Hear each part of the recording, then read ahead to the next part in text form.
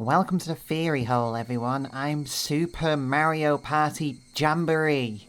I like to think I take theory crafting fairly seriously, which is why for this recording session I have put a sock over my microphone. I don't have a pop mic, but I do have a sock. And when it comes to Higurashi When They Cry, the world truly deserves only the best that I can muster out of my wardrobe. So I'm taking this brief break from reading that fucking nightmare-inducing media to theorycraft about the nightmare-inducing media. And one commenter recommended that in between chapters I kind of get my thoughts in order and go over theories and summarise how I'm feeling about certain things, because we're only 2 chapters into this 8-chapter nightmare and I'm already quite overwhelmed at just how much I can't fathom that is going on.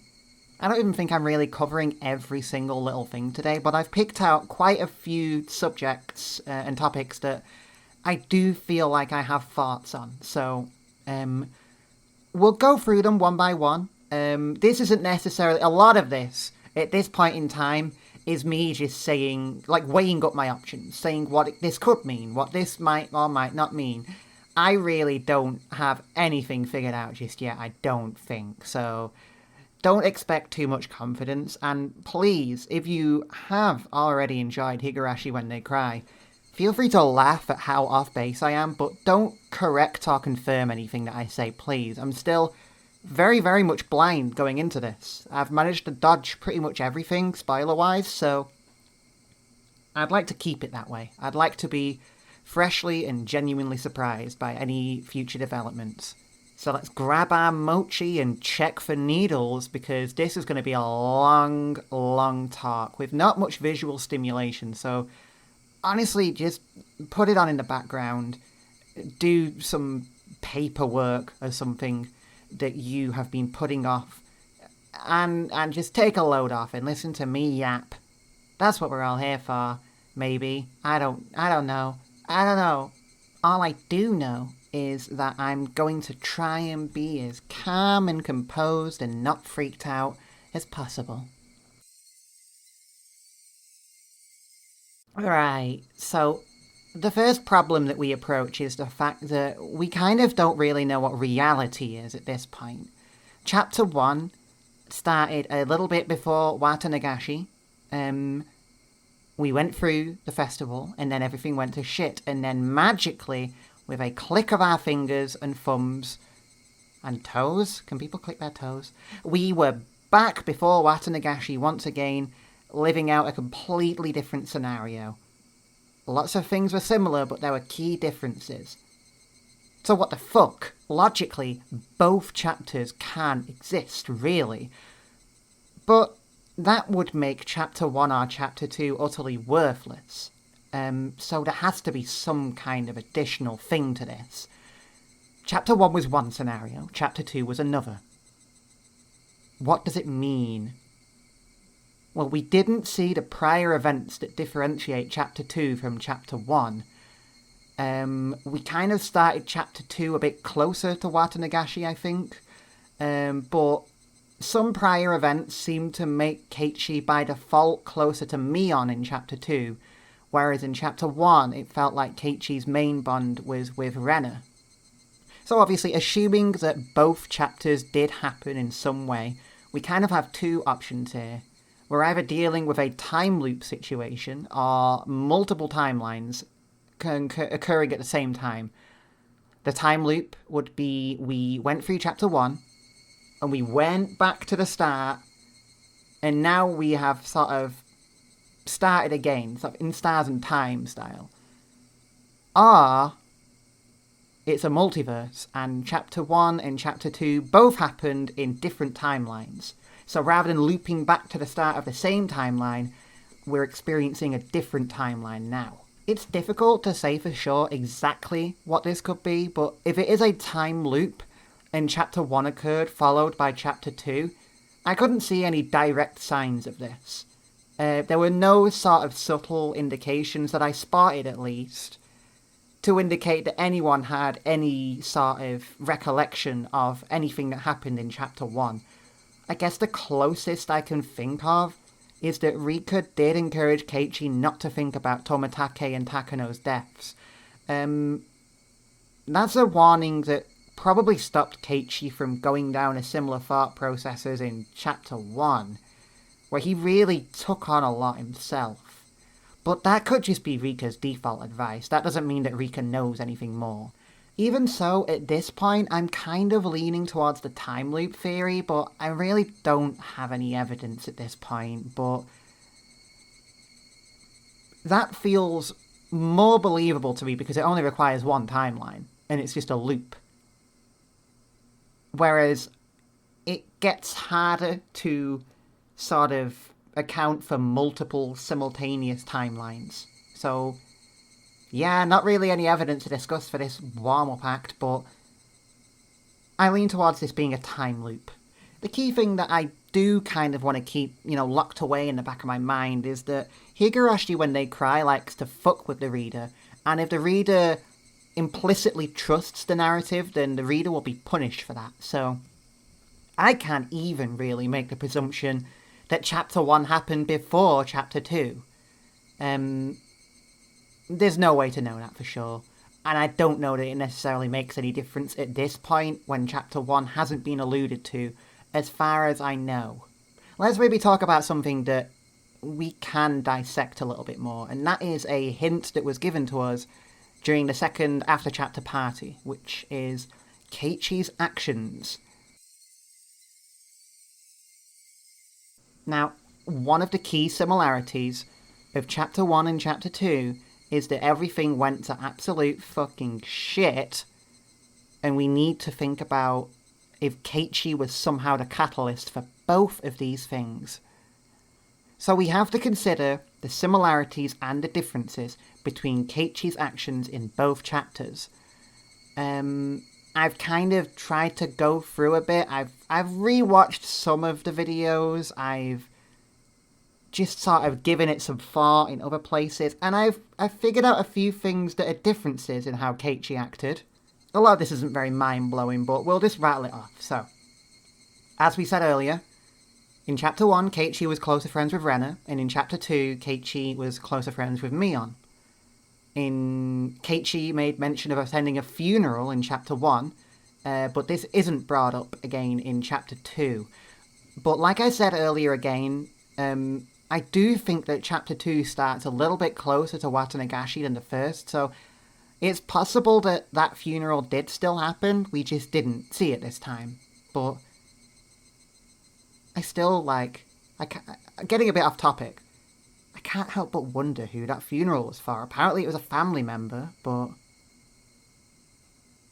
it just feels like the sort of thing that could be a detail that could be easy to forget, that Keiichi went to someone's funeral. And it could somehow be important. He never mentions really who it's about, so presumably it's not someone he's super close to. He doesn't even think about the person as far as we know, but we have seen the game hide Keiichi's thoughts from us as well. It's hard to say. Just mentally noting that Keiichi attended a funeral in Chapter 1, and we have no reason to believe he didn't in Chapter 2, even if we didn't see it. In Chapter 1, Keiichi behaved much more appropriately as per the sort of, the rules and the rites and rituals of Hinamizawa. He attended the festival and didn't leave. He fully sort of took part and was engaged in the cotton part of the sort of ritual without interruption. He didn't commit any, what's the word for when you go somewhere that you're not supposed to go? Trespassing. He wasn't a fucking idiot. At first.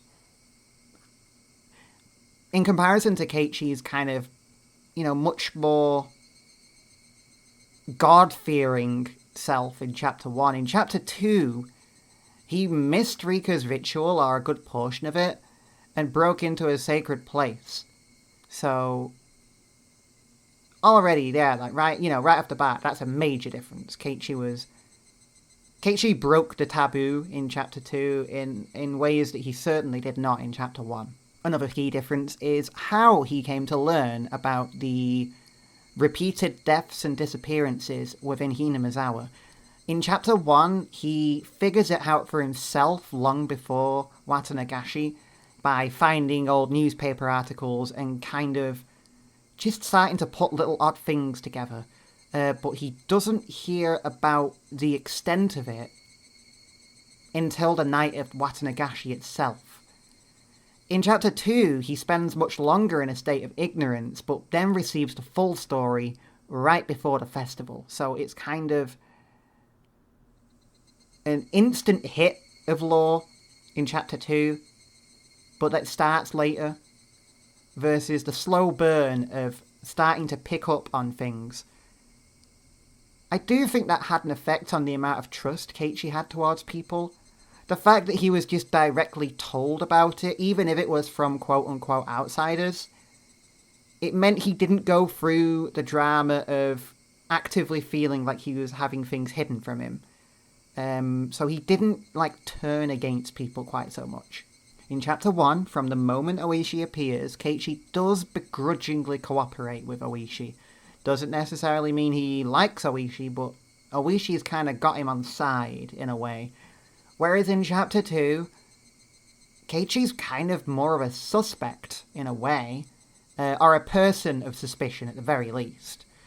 It's clear that Ooishi does not assume that Keiichi is directly involved in the deaths and disappearances, but Keiichi's presence is kind of a bit of a, it's a bit of a wild card, out of left field thing that Ooishi seems as just a wild card he needs to bust the case wide open, but even so, Ooishi kind of has to play the opponent for a while. Definitely takes on a much more aggressive means of drawing the truth out of Keiichi in Chapter 2. Either way, though, ultimately, Keiichi was just a pawn for Ooishi in both chapters, so that's one similarity.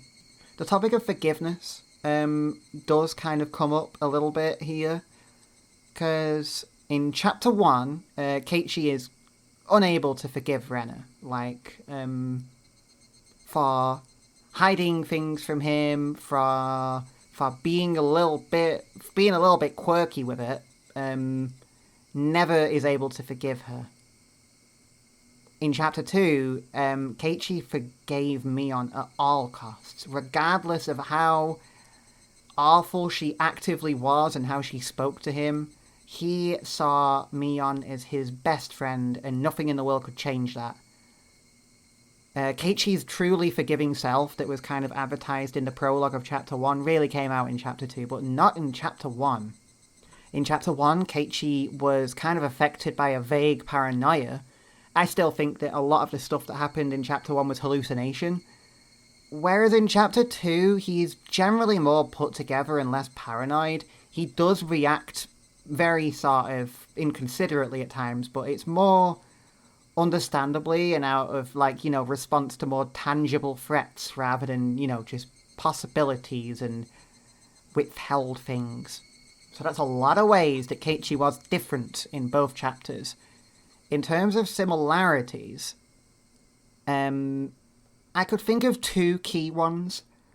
The first, neither of these are going to reflect very well on Keiichi, by the way, but, I'm not expecting grace and sort of elegance from this guy. But firstly, in both chapters, Keiichi was, to some degree, quite dishonest towards his friends. In Chapter 1, he withheld that he was reluctantly cooperating with Ooishi, particularly towards Rena and somewhat towards Mion as well. And in Chapter 2, he withheld that he had gone into the storehouse, primarily to Mion. Rika and Rena did figure it out, and he was honest with them at that point. If Mion figured it out, she didn't confront us on it, but until the very, very end, Keiichi did not own up to going into the warehouse. The one other key thing is that in both chapters, there was a crucial thing that Keiichi did that he failed to apologise for. In Chapter 1, it was lying to Rena. He never really apologised for that, and also never apologised for hurting her fingers. And with Mion, He never really apologised to her for the doll incident. It seemed like he had, but then obviously we find out it was Shion instead, so dishonesty and lack of forgiveness are the two sort of traits that really carry over between chapters, and they're kind of two traits and two things that I'll be really on the lookout for in chapter 3. I'll be looking out for him not being honest about something, and him not apologising for something, and for things immediately going to shit following that. Because I feel like that's going to be a pattern. Whether it's a direct link, I don't know at this point. At this point, it's pretty clear to me that two characters are fighting for, like, the most tortured cosmic plaything out of everyone. Well, technically 3, because Keiichi's one of the contenders. But the other two contenders are Satoko and Tomitake. Obviously, we know about all this shit. Well, we know of all this shit that Satoko has gone through. But let's think about Tomitake as well, because as far as we can tell, he died the same way in both chapters, and that is very interesting. I thought if he was going to die again, it would at least be in a different way. The fact that it seems identical is weird. But in both cases, he was apparently found similar place, pretty much the same place, throat torn out by his own nails, and seems to be suffering from bruising that perhaps indicates that a group of people were responsible for the attack. My initial theory in chapter 1 was that Rena was the one responsible for Tomitake's death, that she spearheaded the killing. The fact that he died in exactly the same way in chapter 2, I feel like that works against that theory. Because I had thought in chapter 1 that Rena had done that to protect Keiichi, because he was at risk of the curse. And if someone else died, then Keiichi couldn't die, because the curse would have struck already. However, two problems arise there. We know more about how the curse works now. The death and the disappearance are two separate things. The death might not even be curse-related. It might be a sort of malicious actor. And the other thing is, I don't feel that Rena really had the same motivation that I had kind of cobbled together in chapter 1. She didn't have that same motivation in chapter 2. We weren't really quite as close at that point. So I don't see why Rena would have done it again, really.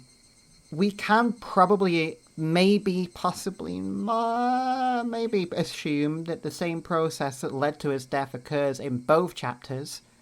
Like I said earlier, the cause of death and the location of the body seem to be pretty much identical. And that might mean that Keiichi's actions don't directly lead towards Tomitake's death, because in that case, if Keiichi's doing two completely different things in both chapters, and Tomitake winds up the same way regardless, then the common denominator must be something and somewhere else. I think it's worth considering that maybe there is a motive that we just don't know yet, because we don't know much about Tomitake, and he is cause for intrigue. He seems to have an in with the police. He knows things that the public shouldn't. He knows about deaths and disappearances that were not made public knowledge.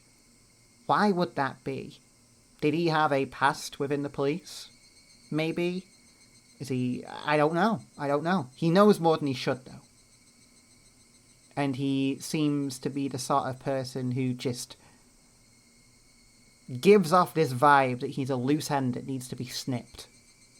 His continued existence and knowledge and, like, badgering the world for information kind of makes him... He paints a target on his back pretty severely. We do know that some kind of a mysterious drug was apparently administered. It's been hard to identify exactly what. There was an indication that maybe it was something to do with, like, a diabetes thing. I actually can't remember if this was said in the game proper or if I just researched it myself and noticed a sort of similarity, but overdoses of certain drugs like that maybe wouldn't show in sort of checks can lead to some of the symptoms that Tomitake presumably exhibited.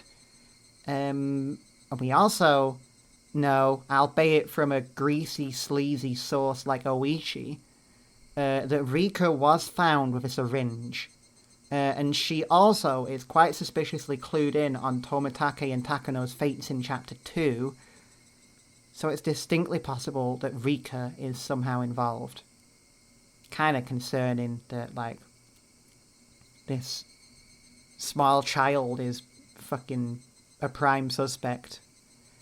But we've seen many times that she is not one to be underestimated. She's very, very capable, very, very influential.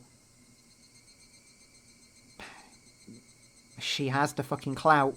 I think, unfortunately for Tomitake, we kind of just have to see if and how he dies in Chapter 3. And we'll have to find more comparisons to make.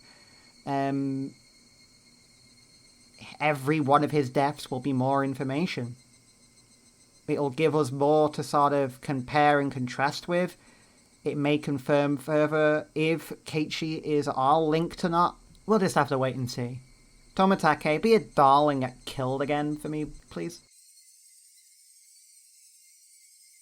Okay, welcome to Curse Chat, everyone. Welcome to Curse Chat. Get your curses out at the ready. Let's fucking compare curses. My curse is ADHD's nuts. Oh, fuck that fucking take. Get that shit. Hey, what's up, my little mewling curse babies? Welcome to Curse Town.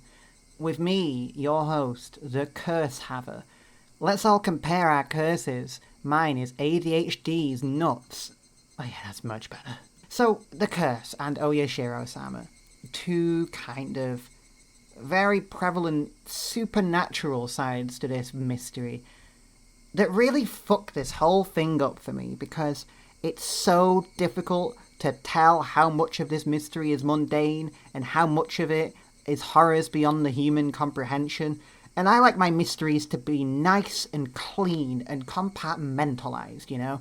I like to know if I can turn around, if I can turn around and reasonably say the culprit is God. Or if I have to just sort of figure out how these abstract concepts actually represent mundanities and the truth is all very grounded in humanity. It's a real fucking thorn in my side. Even so, the meaning of and the representation of both the Curse and Oyashiro-Sama are mysteries in and of themselves, so at this point I can't really weave them into any concrete theory crafting, but I can sort of try and go over the insight we've gained into what Oyashiro-Sama seems to represent as a starting point. Unfortunately, the source for a lot of this is the most stable character in the game, Rena. So in the first chapter, when Rena's being extra quirky and holding a hatchet above her head and about to fucking kill us to death, she does talk about Oyashiro-Sama, and she says, like, haven't you felt someone apologising to you before, constantly on top of that?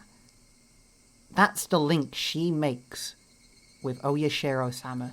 That to feel that is to know Oyashiro-Sama to her, as far as I can tell. Now, according to the story told to us in Chapter 2 from the equally trustable source of reportedly dead Takano, the villagers who believed in Oyashiro-Sama were overtaken by demons, but Oyashiro-Sama eventually intervened. So powerful was Oyashiro-Sama that the demons immediately surrendered. Oyashiro-Sama urged the demons back to hell, but the demons wept. They couldn't go back to that cruel place having failed. They'd go into the hell of hell, which is probably, like, Florida, I think. And so eventually the villagers kind of took pity on the demons and allowed them to stay. Oyashiro-Sama gave the demons the bodies of humans so that they'd fit in a little bit more, and the god itself stayed to oversee the harmony. Followers of Oyashiro-Sama seem to believe in forgiveness no matter what. The demons that came out of hell itself and started spiking people with pitchforks and fucking them up under the ruling of the devil from the Bible. Hi everyone, fucking Idiot Jam here. Just want to really clarify that I am not attributing these demons that originate in Japanese culture to the Bible. I was just making a Shadow fandom reference. I'm sorry. Please don't exsanguinate me. They were forgiven, despite all they had done. And this kind of thought process, this mindset of forgiveness no matter what, it kind of very interestingly mirrors Keiichi's mindset that's discussed at the beginning of chapter 1. And I feel like that's just something to keep in mind for sure.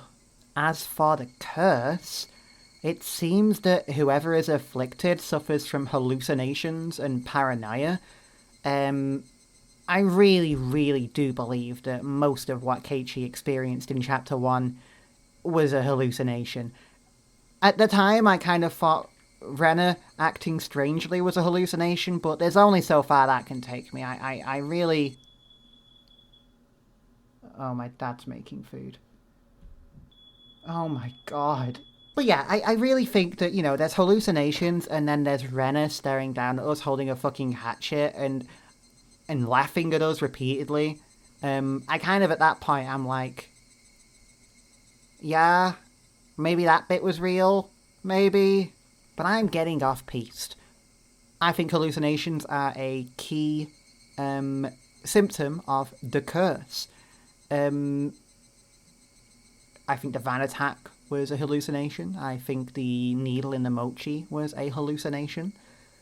The needle was in the mochi that Keiichi identified as Rena's, but Mion admitted to sabotaging a mochi, so that's just a contradiction between reality and what we perceived. And I don't even think Mion's sabotaged mochi was going to be anything like a needle. It was probably just some sneaky, spicy sauce, Or Mion was lying. Maybe. Now, in chapter 2, I don't think Keiichi was the cursed target. I think that Mion or Shion, I'll get to that later, but one of those two was the victim of the curse. Talking on the phone, we'll say Mion, spoke of feeling like they were being watched, and Shion and Tomitake both heard the strange thumping noise in the storehouse, whereas Keiichi apparently did not. We certainly didn't perceive him as having heard it, and he said he didn't. That could be a hallucination itself. Not to mention that Mion on the phone said she felt like someone was following her or watching her. Whoever experiences this curse, assuming you'll have it right, that it was Keiichi in chapter 1 and then Mion or Shion in chapter 2, seems to feel that this manifests as like a ghostly young girl. Because Keiichi experienced this at his doorway and then started having these memories of the girl being there in the past, and having not realised it at the time. And Shion described the thumping sound as a child jumping on floorboards. Shit, sorry, I just had I had a realisation about a fucking theory for later. I'm sorry, oh god, fuck, oh shit. I can't say it right now. I don't want us to get out of order. Give me a minute to fucking note that one down. So, let's assume we're correct, and that Keiichi was cursed in chapter 1, and Shion or Mion was cursed in chapter 2. Why would they be targeted at those times? Keiichi didn't start acting unusually until confronting Rena the day after speaking to Ooishi. For Mion or Shion, it was right after asking Keiichi about the storehouse the following day. Could it be that the inciting moment is a feeling of doubt in one's friends, maybe? I don't know. But it's the best we've got right now. So in Chapter 3, we need to be extremely vigilant of any sign of anyone who is cursed. We need to look for incidents immediately after Watanagashi where someone starts to doubt their friend or friends. At this point, that's the key similarity that I can draw from this, but maybe Chapter 3 will throw a curveball into things. She's probably the most interesting aspect of these novels for me at the moment. I can't get... Alright, enough of anthropology for the deranged. Let's talk about my favourite character in this whole fucking mess. Good old Rena Ryugu. Every fucking waking moment of my life at this point in time is spent thinking, what the fuck is going on with Rena Ryugu? Can't get over how fascinating she is. And every single scene that she's in, she captures my whole attention. In a sense of I just can't predict how she's gonna be. So, let's consider this the Rena Ryugu brain guess time. Because I can't fucking hope to understand exactly what's going on with Rena, but I can go over what we've been told so far. So, a history. Rena Ryugu was born in Hinamizawa, but moved out, as far as I can tell, around the time of the first dam incident. I don't know if it was, maybe I'm remembering that wrongly. Incorrectly. Maybe I'm remembering that incorrectly, but I'm sure the insinuation is that Rena moves out around the time of that first incident, and one can't help but wonder if those two things are linked somehow. I mean, I wouldn't necessarily blame people for wanting to move out after a fucking scene that depraved occurs, but this is Hinamizawa we're talking about.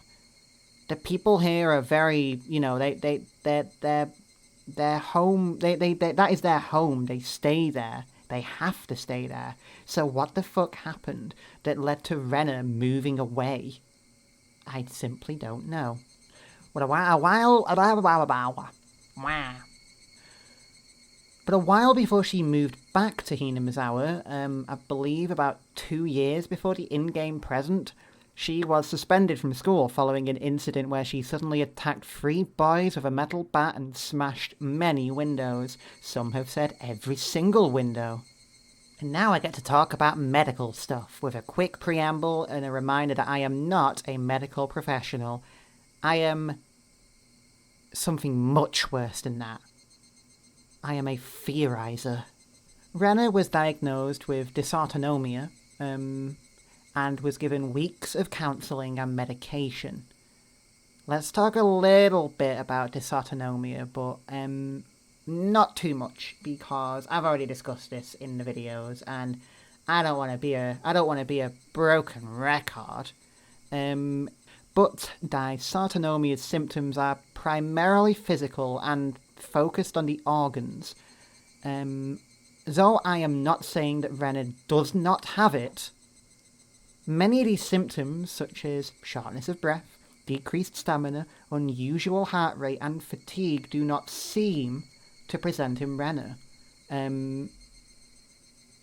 She can ride a bike at approximately the speed of sound. She can punch faster than human perception. She can wander around, ambling around with a fucking hatchet, whilst Keiichi stumbles about in the dirt and and she doesn't even break a sweat. Maybe her symptoms are separate, but my other thing is I don't see why Rena taking a bat to every single school window and several school students is like an immediate link to, oh, you get dysautonomia diagnosis now. I just can't make that make sense. I also heard apparently that testing for diagnosis of dysautonomia is kind of described as a very long and arduous process, whereas this diagnosis kind of sounds like it was given pretty quickly, like a couple weeks after the incident. If Rena's behaviours were linked to Oyashiro-Sama, it is possible that an incorrect diagnosis was given. If she was a curse victim, they'd be looking for an explanation. Maybe they're just like, shit, we need to diagnose her with something. Curses don't exist. And they just pulled something out of a hat. Or maybe she does just, like, actually have dysautonomia. I don't know. But whether she does or not, I crucially don't accept it as the sole explanation for Rena's behaviour. Certainly not in the way that Ooishi seemed to describe it. He kind of gave that info to us like, oh, well, now you understand why. Oh, she's got dysautonomia. It's like, no, that's completely irrelevant. It can cause mood swings and anxiety, but I feel like Rena's situation is different to that. But yeah, I do kind of brought it up a little bit a minute ago, but yeah, I think Rena is a curse victim. I think she absolutely was cursed by Oyashiro-Sama, assuming the curse is real. Her outburst at the school seems to have been labelled a nervous breakdown, and during counselling, she apparently spoke about Oyashiro-Sama. She said that it appeared in front of her frequently at night, like a ghost. And this kind of matches with the earlier discussed curse talk of a ghost affecting a cursed individual. I think she has the curse, but she's just survived it for longer. In any case, at some point last year, that being the year before the year that this game takes place in, that year, fuck's sake. At some point last year, she moved back to Hinamizawa. We know this was before the previous Wataru Nagashi because she was around to witness Satoshi's transferring out and the death that coincided with it. Can you imagine having that stressful, horrible event at school, going to counselling, moving back to your hometown, and then a fucking incident occurs there? I feel like the actions that Satoshi exhibited rang horribly familiar to Rena.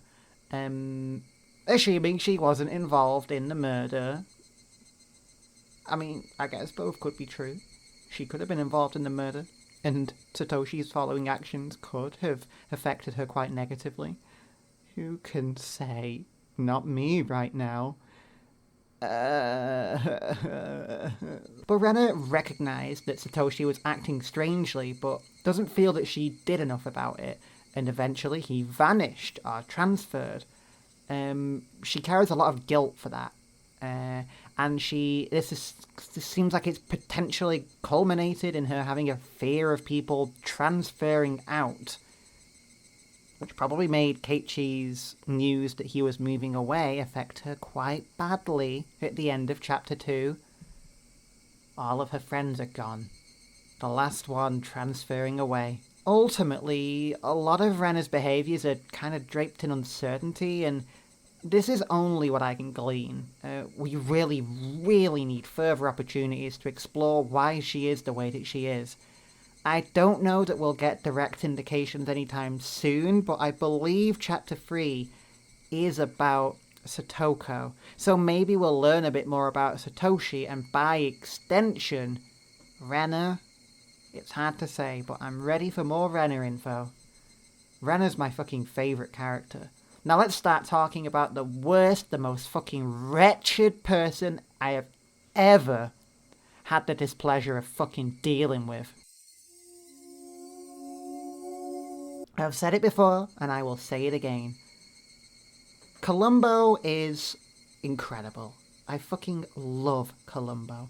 I love his tactic of needling the culprit, really just fucking weakening them like a duck. He's described by the actor as a duck. He nibbles the culprits to death.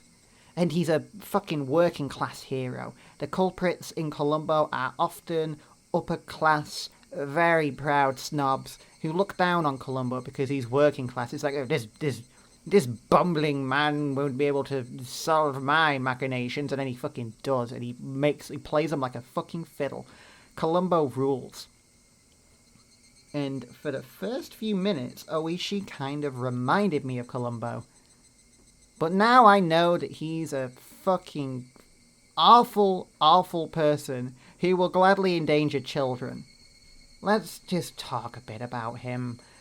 I just want to fucking acknowledge his existence, and maybe consider what his wider intentions and actions may be. So, at face value, Ooishi's main goal seems to be to unveil the truth of the annual deaths, disappearances, and events relating to Hina Misawa. Which is a noble goal, but one must ask if the ends justify the means, and Ooishi has decided that they do, because he's willing to go to any means necessary to expose the truth, including endangering children. I'm not dropping that. He endangers children. Ooishi will frequently rope Keiichi, who is, for all intents and purposes, a child, to fucking be in his investigation, regardless of the risk it poses to Keiichi. There are also some indications that something similar happened to Satoshi, as Ooishi was supposedly speaking with him before he vanished. But if Oishi's motive is purely to find the truth of the matter, then that doesn't necessarily explain every single thing that he does. I feel like it's possible he has a further motive, but at this point I can't even hazard a guess what it could be. But it seems very likely that Ooishi tampered with the scene at Keiichi's bedroom following the end of the first chapter, tearing out the part of his note that asked the police to reinvestigate the very first incident with the dam worker, that the victim may still be alive, and that Tomitake's death was caused by an unknown drug. The syringe that Keiichi left, quote-unquote syringe, was also removed. If Ooishi just wants to find the truth, then who is he to complain about this enterprising new lead from Keiichi? Why would Ooishi remove the evidence? The possible options to me would be that he worried it would discredit his ongoing investigation. It does kind of read like the ramblings of an incredibly paranoid kid. But it may also be that it was a lead towards a truth that he would not want exposed. Chapter 2 seems to expand on Oishi's motive because he specifically targets the Sonozaki family in his investigations. He believes full well that there are dark truths hidden away. He spends some time asking Keiichi if there were secret crates full of proof of like drug empires, like psychostimulants and poppy flowers and stuff like that. He seems a little bit unimpressed to learn that there was nothing in there but some rusty old torture implements. But if there's one thing I can be sort of understanding of, it's his frustration with the hurdles that the system kind of plants in its place. He wants to investigate the Sonozakis, but getting a warrant is impossible for him. Every time he tries, the Sonozakis come in and basically strong-arm the police into not doing anything. His job is actively at risk when he pries too much, and his commanding officer has not really got his back on that. He does have a band of very loyal fellow officers who are willing to kind of walk with him into the gates of hell and lose their retirement money and shit, but it doesn't really get him anywhere. He needs for the straw on the camel's back to break, and very often he decides that Keiichi can be that straw that can break. I think that's why he involves Keiichi so much. If something happens to Keiichi, then that gets him the warrant he needs, Ooishi. I can understand it, but I can't justify even fucking remotely. Fuck that guy. I fucking hate him so Okay, a little bit heated there for a moment. I should probably discuss something that I'm a little bit less passionate about. What's the next topic? Oh my god, okay. Alright, okay. Welcome to the Dome of Delusion. This is my mad bitch theory. I am fucking confined in the gates of hell on this one. I can't get out of here. I'm trapped. Fucking probably wrong, but I don't care. I just can't fucking drop it. I swear. I fucking swear. I don't care how much evidence piles up. This is a theory that I feel strongest about at the moment, because it's one of the very few theories I have. Most of my other theories are kind of just me going, well, here's what I know. I can't really make anything of that yet. But this, right or wrong, I have made something, and I'm fucking hooked to it. It's like that stinky, disgusting old childhood teddy bear that you just can't bear to get rid of, even though half of its limbs are hanging on by a thread. Shion and Mion.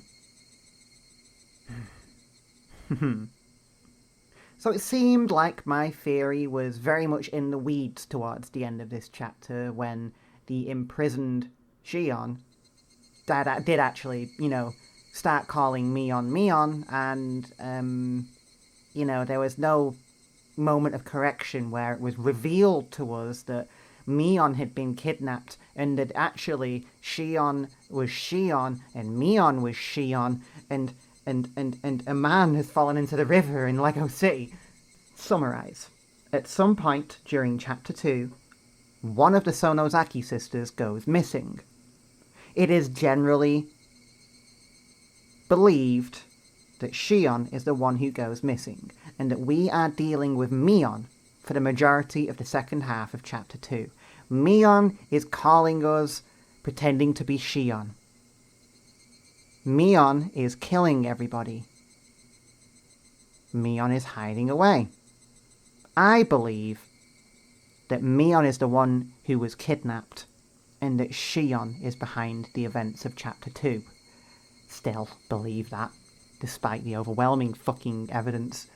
It is distinctly possible that I am completely off the money here, and frolicking in a field of my own making, but too many things make sense to me when I recall the events of Chapter 2 with the mindset that Mion was Shion either immediately after Watanagashi or starting from the first Shion phone call.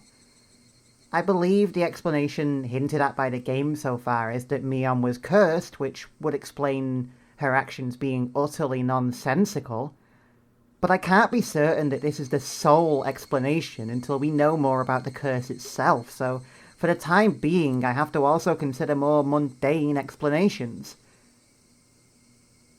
I will now spend an excruciating amount of time listing out every single reason why I think it makes more sense for Shion to be the true culprit of Chapter 2. First of all, the curse, as far as we know, primarily affects those who oppose the town or leave or are outsiders. We've seen it presumably affect Keiichi and Rena, and there are signs that Satoshi was also affected. As far as I can tell, just leaving the town for a shopping trip doesn't activate the curse, because Mion left the town to come and help Keiichi when he was being surrounded by the three hooligans, and there were many other Hinamazawans there to step up and help too. You don't have to strictly stay in the village. I think it's about the purpose and the motive and the reason behind you leaving the village. Is it a permanent move? Is it a move that betrays and rejects the town? That's the only way I can see it making sense. So with that in mind, if the explanation for the strange acts of the culprit is purely the curse, why would Mion be the curse's target? Shion would be the much more likely target, as someone who no longer lives in Hinamizawa proper, and who verbally denounces the actions of the Sonozakis. She practically denounces the very culture of Hinamizawa. If it is a curse, and there is evidence to suggest that the curse is involved, it simply makes more sense for Shion to be the curse's target. Now we get on to the point that I figured out earlier. Shion heard the strange thumping noise in the storehouse. I mean, unless it's a long con, and Mion was the one who came with us to the storehouse all along, but that would be fucking wild. And by that logic, not impossible, but I don't think that's the case, personally. Shion went with us to the storehouse, and she heard the thumping noise. Then, when it is supposedly Mion on the phone, that's the big reveal, it's been Mion on the phone the whole time, but Mion tells us that she is feeling like she's being watched, that she feels like she's being followed, which is a clear indicator of the curse. But then by that logic, both the Sonozaki sisters have experienced the curse to some degree, and that doesn't make as much sense as just one of them experiencing it. So we have to assume that it was indeed Shion who went with us to the storehouse. And we have to assume that that weird thumping noise is a sign of the curse. I think we have to assume that. I think we have to, right? I mean, unless the pattern is... Oh, no.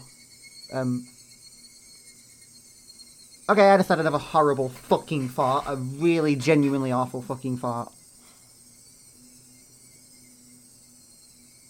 We have to think about the pattern.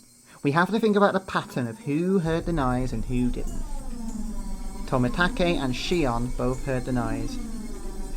Takano and Keiichi did not. Well, fuck, then what? Like... Takano and Keiichi both dead? Takano was dead. Maybe Keiichi was dead too. Maybe Keiichi's been dead this whole time. I'm losing my fucking mind. Let's get back on topic. Disregarding that horrible, horrible thing I just came up with, if we assume that the thumping noise in the warehouse was the curse, we are almost 100% certain that Shion was with us. Shion was cursed at the time. So that means it makes more sense for it to be Shion on the phone talking about feeling like she's being followed. If we directly saw Shion experiencing the curse, it feels more likely that she's the one describing it on the phone. So this next point is kind of something that could go towards proving that either Mion or Shion is the culprit, but it is an important point to consider. The day after the Watanagashi, Mion is acting quite strangely when we first see her that morning. She is running late for the meetup at school, or to go to school, sorry, with Rena and Keiichi, and she appears there kind of out of breath, as though she's kind of just really exerted herself to get there. She claims that she went out to drink with family last night and eventually tells Keiichi that she was hungover.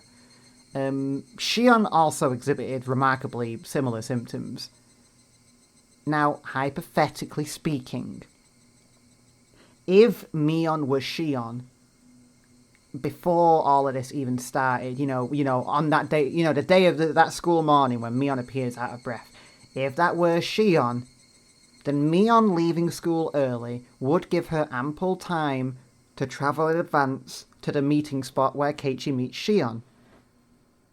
But the thing is, that can kind of go either way towards the true identity being Mion or Shion. Equally, if it's Mion who is there with us in the morning, then Mion leaving early gives her time to go and meet Keiichi in disguise as Shion. So it's hard to really say for sure there. It's just important to me that both of them did experience similar symptoms, Now here's something that I feel does incriminate Shion a bit more. Oryu Sonozaki was a victim of Chapter 2's killings. It's distinctly possible that Oryu was one of the first victims. There's the most annoying fucking fruit fly in the fucking world in my room right now. I'm going to try and fucking annihilate it. It's on the microphone right now. Prepare yourselves. No. Didn't get it. Didn't fucking get it. We don't know much about Mion's home life, her family life. She seems quite proud to be a Sonozaki, but we don't know what Oryu's like. We never met Oryu. But at first glance, Mion doesn't exhibit as much of a motive to target Oryu as Shion does to me. Shion has spent her life ousted from the main Sonozaki family, ignored, forgotten about. She's like... no one cares about her. She's like the second heir, No one's expecting her to actually have any influence. It's all Mion. Mion's the protege. There are signs that Shion very much desires attention and affection, and that she probably has not received it from those around her, whereas Mion is beloved across Hinamizawa. And we've definitely seen signs that Shion is bitter about that. 100%. Equally, we've also seen signs that Mion is exhausted as a result of it. But Shion is so fucking bitter. It feels like. And I could see her doing this, especially if she was afflicted by some kind of a curse. One of the most fascinating pieces of evidence for me, especially considering we might find out more about it soonish, is the indication that Shion knew Satoshi, who went missing the previous year. It's kind of noted the day before Watanagashi when Satoshi is mentioned. Keiichi kind of notes that Shion cuts in to explain that aspect of it, the Satoshi aspect of it, quite sharply, as though it really matters to her. I feel like maybe I'm ascribing too much into that, too much meaning into that, but I think the hint here is that Satoshi was somebody that Shion got along with, someone who might have been very important to her, when suddenly he disappeared, and that was aligned with the curse. This gives her further motive to oppose the Sonozakis, who she sees as directly involved with and responsible for the recurring deaths and disappearances. So if Shion were Mion, this would also explain the venom that she holds towards Satoko during that fucking terrifying ladder scene. And maybe I am naive, and of course it is rendered moot if Mion was cursed, but I truly believe that Mion would not target Satoko and Rika unless there's some greater explanation. I certainly don't think she'd just kill both of them, but be convinced to spare Keiichi, all for a subtextual crush, you know? That might just be me being asexual. I don't know. But Mion knows her friends too well to fuck up her plans in the way that she did in Chapter 2. Mion would know that Satoko and Rika live together, so she would know that Rika leaving and not returning would alert Satoko. Satoko is the odd one out here. In terms of victims, I mean. The only one not directly linked to one of the three families is Satoko, because that feels like it might have been the main goal, target the three families. Of course, if what I just said about Shion holding a lot of spite towards Satoko is true, then I guess maybe getting Satoko is a pleasant bonus for her, you know? But ultimately, Satoko was just a loose end that had to be quickly dealt with. Mion also presumably knows that Rena has a very smart, investigative side to her. She would not have been so shocked by Rena figuring out the truth. Shion, however, would not know this. I'm certain she wouldn't have known about this. She barely knew any of the other members of Mion's group, and as far as I know, only Rika was even passingly aware of Shion, interestingly. Just chalk that up to another thing that Rika knows for some reason. Suppose maybe Rika's sort of presence in the three families could make her party to that information, but who knows. And even in curse mode, what reason would Mion have to effectively topple the three families and plunge Hinamizawa into instability? It's pretty much said at the end of Chapter 2 that were the dam to be reproposed once again, there would be nothing stopping it after the truths that have come out about Hinamizawa. That dam would get built. Hinamizawa and the culture that has persevered and continued to exist throughout centuries would be gone. But Mion has got on record as being very passionate about Hinamizawa's culture and protection, and extremely involved in ensuring its safety.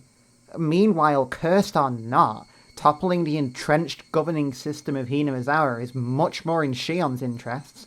She considers the whole thing to be kind of corrupt as fuck, and it's actively impacted people she knows. There's that one phone call where Mion starts ratting out all of the awful or morally dubious things that the Sonozaki family have done. Kidnapping a child, being involved in many bouts of assault. Why would Mion just suddenly start spilling all of that in a tone that indicates we're not supposed to be particularly proud of it? You know, we're not supposed to be happy with that. Why would Mion do that? Shion, on the other hand, fucking despises the Sonozaki actions as far as we could tell. It feels like the perfect setup for her.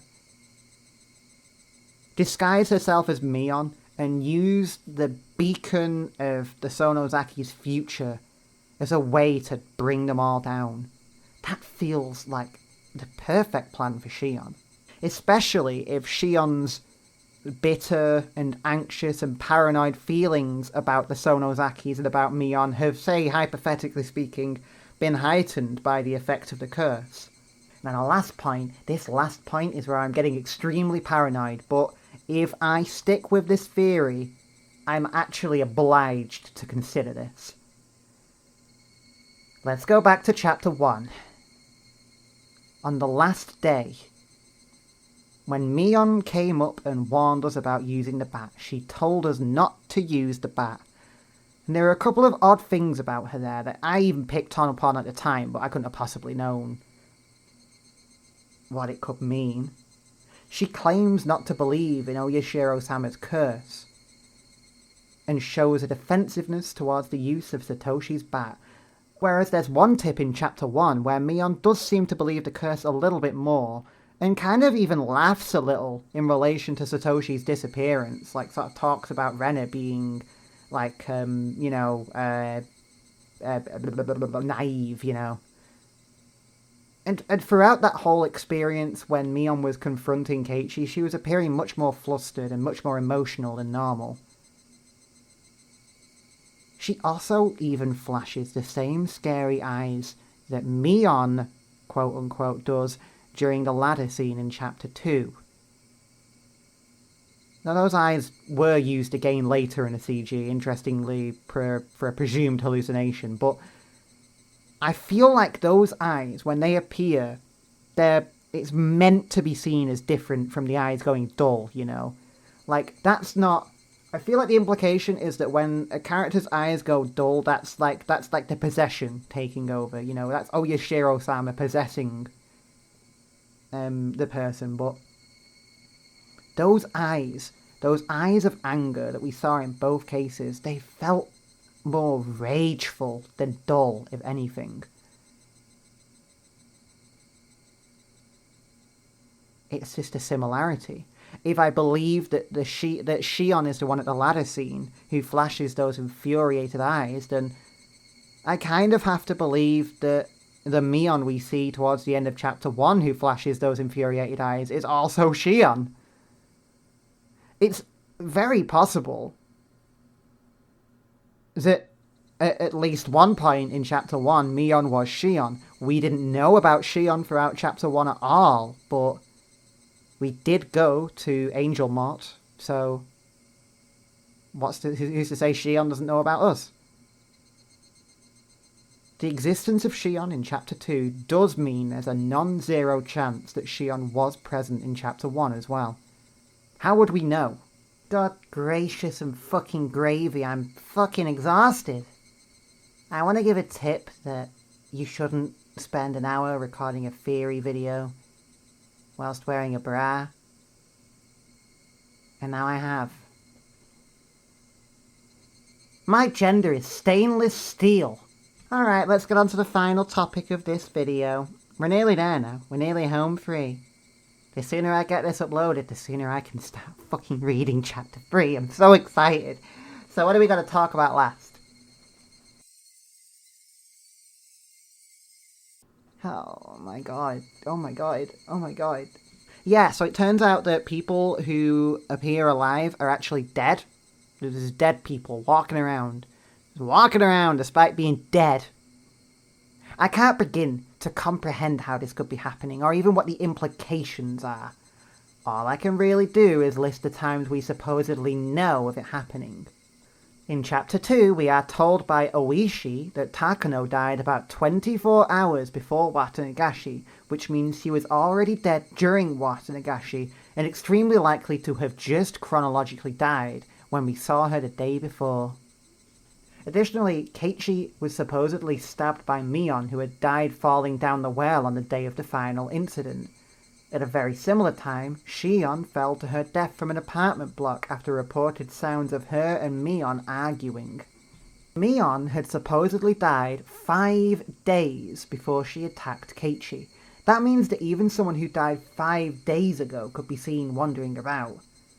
At this time, I don't even think we can know exactly how long someone can continue to appear after dying, but that silly little theory that Keiichi plugged in at the end of chapter 1, that the victim of the very, very first incident in Hinamizawa, the dismemberment incident, could somehow be alive still. I kind of played that off as being ridiculous, but now it's fucking plausible. Great! At this time, though, I don't think we can know exactly how long someone can continue to appear alive after dying. There's no greater time limit. At this point, we have to assume that anything is on the table. Even though it's not directly stated, there is an implication that Keiichi also died at some point in Chapter 2, either on the same day as Mion or, as I consider to be more likely, when he was stabbed in the night. Keiichi already being dead when we get to the hospital feels possible, as certain aspects of that whole sort of epilogue hospital scene fail to make sense to me. The sound of the Higurashi even in the hospital, and the fact that Keiichi's mother doesn't come right back in after Ooishi has finished questioning Keiichi, not to mention the final scene of the ghostly, gruesome, spooky, scary Mion apparition. This does open up the possibility that Ooishi genuinely didn't remove the note and the evidence from Keiichi's room in Chapter 1. At that point, any dead person still could have done that. Mion or Rena could have woken up after being killed and hidden that evidence, but I'm not really exploring that angle at this point. It makes it more difficult for me to hate Oishi's guts. So what is the limit of this phenomenon? Am I to no longer assume that anyone is alive? We need to figure out and identify the signs that someone we are talking to is already dead. And we ideally need to figure out if there is an upper limit to how long ago someone can have died and then reappear and wander around again. We need to find out the rules of this, because we will drown in paranoia if we don't.